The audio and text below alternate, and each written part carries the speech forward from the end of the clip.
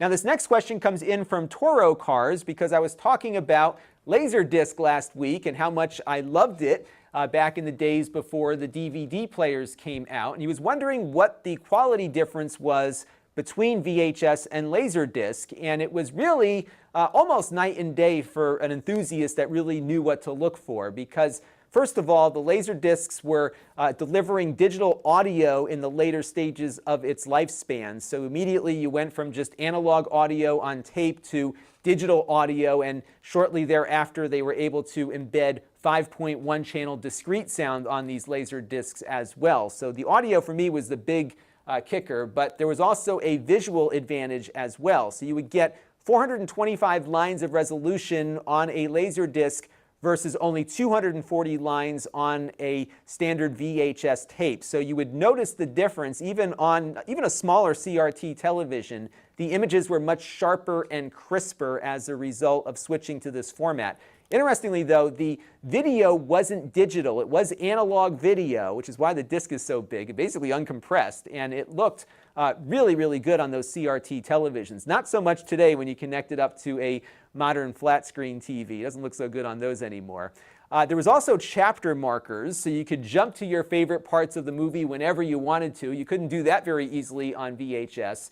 And then some of the Laserdiscs had the ability to make a perfect freeze frame. So if you hit pause, you would get a perfect, almost a photograph on screen of every single frame of the movie. And I had a Star Wars box set, not this one, there was another Star Wars box set where the whole trilogy was out there, and you could skip frame by frame and get a closer look at some of the special effects and how they were integrated into the movie. It was kind of fun to play around with that. Now those discs that did the perfect pause were in what was called the CAV format, which means they only held a half an hour per side. So if you had a lower end player, you had to get up every half hour to flip the disc over.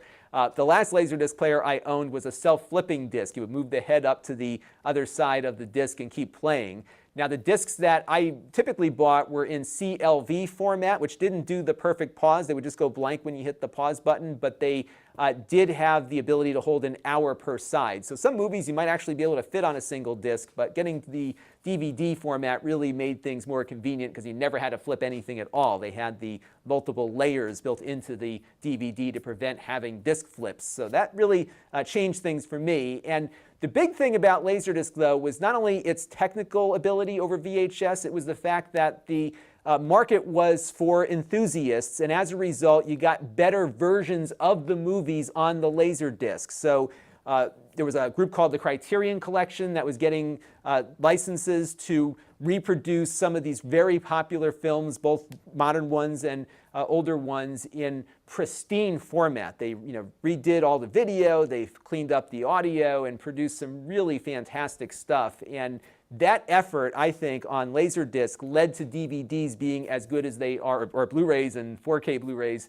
being as good as they are now, because it established a market for quality, not just these crappy pan and scan lousy versions of the movies that you would get in the early days. You got some really good stuff on Laserdisc, and when DVD launched, it had that quality level to it. And that eventually became the standard for consumers, and we're still seeing it today with the 4K UHD discs. I was playing my Star Wars movie all this weekend, getting everything tweaked, and those discs just look fantastic, and I think that market came as a result of these big, large Laserdiscs. Now, I did poke around on YouTube a bit to see if there was any really good comparatives between Laserdisc and VHS. There was this one video that I've got linked here that unfortunately doesn't go full screen, but will give you some idea as to what the visual quality differences are. And the big thing with this one, beyond the fact the Laserdisc just looks better, is the fact that you can see what most consumers were getting on VHS with that square pan and scan version, and they were missing parts of the movie that you would see with a full letterbox version, which was just about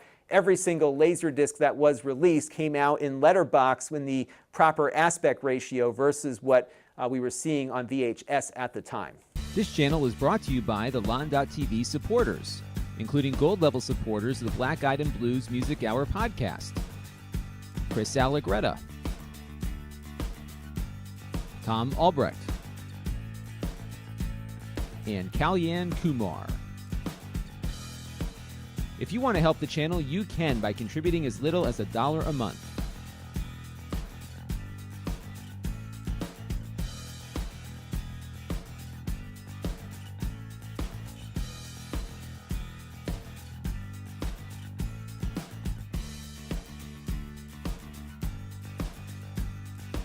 Head over to Lon.TV/support to learn more.